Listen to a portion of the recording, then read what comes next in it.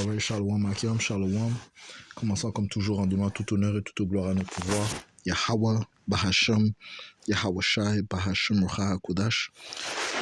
Double honneur et respect aux apôtres de Great Millstone, ceux que Yahweh Bahashem Yahushua a établi pour guider les élus de la nation d'Israël. Et bien sûr, Shalom aux élus. Le frère Zakar qui revient avec une nouvelle leçon. Touchant encore sur ce même sujet de guerre, vu les événements qui se produisent présentement entre Israël et l'Iran. Nous savons que l'Israël sera le catalyseur de cette troisième guerre mondiale, ce qui est prophétiquement mentionné dans les Écritures, la parole de Yahweh Bahashem Yahushua.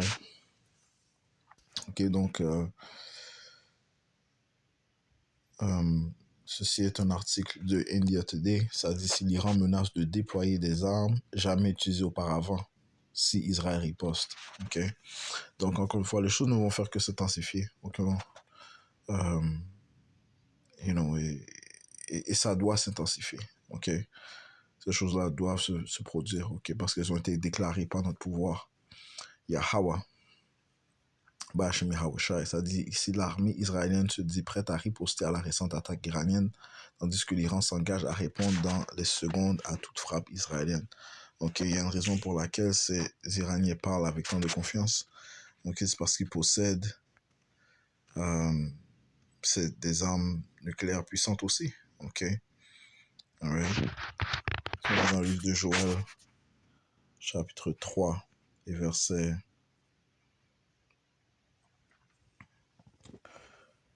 commençons au verset 9, ça dit ici: proclamer ceci parmi les gentils et les païens. Ça dit ici: préparer la guerre, réveiller les puissants hommes, que tous les hommes de guerre s'approchent, qu'ils montent. Ceci est déclaré par Yahweh Bahashem Yahushua. C'est en fait le Seigneur qui met l'esprit dans ses hommes pour avoir un esprit de guerre. Notre pouvoir, Yahweh Bahashem Yahushua lui-même est un Dieu de guerre. Comme ça dit ici dans le livre, est un homme de guerre, comme ça dit dans le livre d'Exode 15. Et verset 3, ça dit ici: le Seigneur Yahweh est un homme de guerre, Yahweh est son nom. Ça dit aussi dans le livre d'Isaiah que le Seigneur passe en revue les armées pour la bataille. Isaiah 13 et verset 2, ça dit ici, verset 4. Il y a sur les montagnes le bruit d'une multitude semblable à celui d'un grand peuple, un bruit tumultueux des royaumes des nations rassemblés. Rassemblés pourquoi? Pour cette troisième guerre mondiale. Le Seigneur Yahweh Bahashem Yahushua, le Seigneur des armées, passe en revue l'armée pour la bataille. C'est ce qui se passe présentement. Le Seigneur a fait donner cette technologie nucléaire à plusieurs nations, même des nations qui étaient considérées faibles, maintenant la possèdent. C'est pour ça que l'Iran parle avec tant de confiance, qui disent qu'ils vont riposter contre l'Israël, sachant très bien que l'allié, le premier allié de l'Israël, c'est l'Amérique. Il y a une raison pourquoi ils parlent comme ça, parce qu'ils possèdent la force nucléaire. Et une autre raison, c'est qu'ils savent que les Russes sont leurs alliés aussi. Ils sont backés par les Russes aussi. Ce qui aussi est prophétique. Continuons, ça dit ici: proclamer ceci parmi les gentils, préparer la guerre, réveiller les puissants hommes, que tous les hommes de guerre s'approchent, qu'ils montent. Forgez de vos socs des épées et de vos serpes des lances, que le faible dise je suis fort. Donc Yahweh Bahashem Yahushua met dans l'esprit de ces différentes nations de investir plus sur les instruments de guerre, les armes de guerre, que sur l'agriculture. C'est au lieu de penser à l'agriculture, de penser à la cultivation, ainsi de suite, non. Yahweh Bahashem Yahushua met dans leur esprit de préparer la guerre.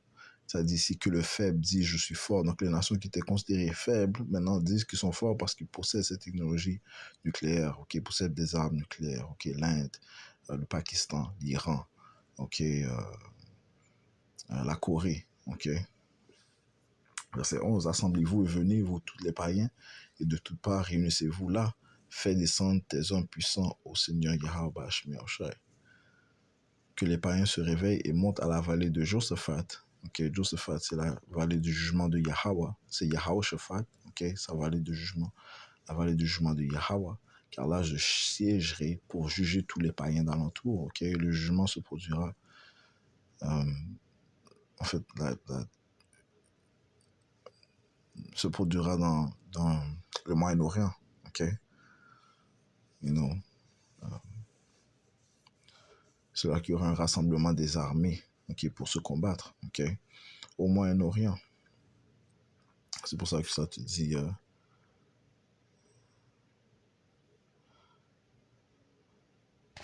dans le livre de Apocalypse 16 que le Seigneur est en train de sécher la rivière d'Euphrate. Ok. Apocalypse 16 et verset...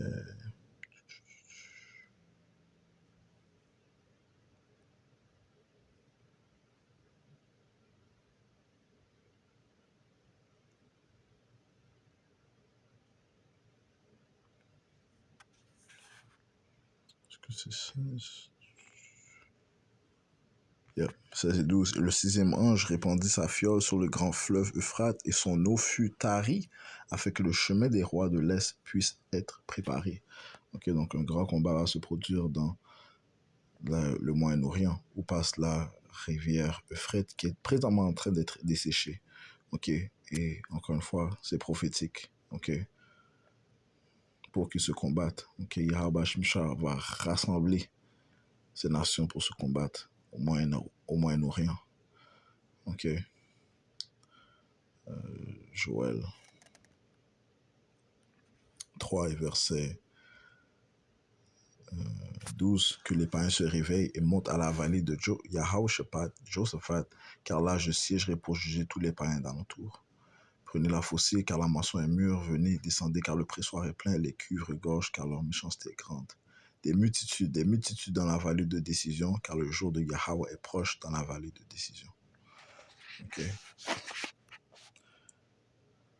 Ouais, et comme mentionné, il y a une raison pour laquelle ces Iraniens parlent avec tant de confiance, qu'ils disent qu'ils vont riposter avec des armes jamais utilisées auparavant. Eh bien, ceux qui possèdent cette technologie, mais aussi savent que les Russes sont derrière eux. Ok. On va dans le livre d'Ézéchiel, chapitre 38, qui parle de comment Yahweh Shimshai va influencer ces Russes pour cette troisième guerre mondiale. Ézéchiel 38, verset 1, ça dit: c'est la parole de Yahweh vint à moi disant: Fils de l'homme, dresse ta face sur Gog, le pays de Magog, le prince-chef de Meshech et de Tubal, et prophétise contre lui. Ok, Gog. Magog parle de la Russe. Ok, oui. Gog, c'était... ça parle des Japheth, de la nation de Japheth. Ok. Et c'est là que résidaient les enfants de Japheth. Ok. Gog. Mais c'est là que se trouve la Russie présentement. Ok. Right? So, le fils de Japheth, Gomer et Magog. Ok. Right. Ok, Magog est un des fils de Japheth. Et ça, c'est sa terre. Mais c'est là que se trouvent présentement les Russes. Ok. Verset 3, ça dit, et dit, ainsi dit le Seigneur Yahweh, voici j'en veux à toi, ô Gog, le chef prince de Meshech et de Tubal, et je te ferai retourner et je mettrai des crochets à tes mâchoires. Qu'est-ce que cela signifie? Eh bien, le Seigneur va leur faire retourner dans cet esprit de l'Union soviétique. Ok, oui, ils étaient contre l'Amérique. Ok, you know. D'ici, et je te ferai sortir ainsi que toute ton armée, chevaux et cavaliers, tous revêtus de toutes sortes d'armures, à savoir une grande compagnie avec bouclier et écus, tous maniant l'épée. Avec eux la Perse, okay, qui parle de l'Iran, avec eux la Perse, l'Éthiopie, la Libye, tous avec écus de casque. Ok. Gomer et tous ses troupes, la maison de Togarma du fin fond du nord avec tous ses troupes et beaucoup de peuple avec toi. Sois prêt, prépare-toi, toi et toute ta compagnie qui est assemblée avec toi, et sois leur pour garde.